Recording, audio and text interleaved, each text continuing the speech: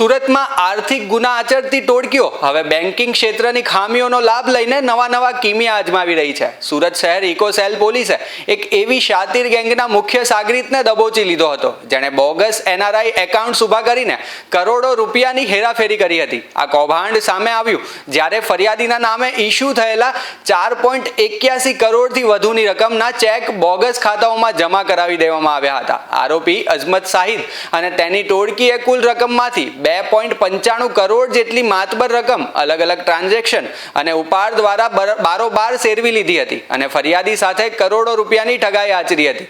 ફરિયાદ મળતા જ સુરત ઇકો પોલીસે બેંક સ્ટેટમેન્ટ અને કેવાયસી દસ્તાવેજોની ઝીણવટભરી તપાસ હાથ ધરી હતી, જેમાં તમામ કડીઓ અઝમત શાહિદ શેખ તરફ જતી હોવાનું ખુલ્યું હતું. પોલીસે તેને ઝડપી પાડી રિમાન્ડ મેળવવાની તજવીજ હાથ ધરી છે.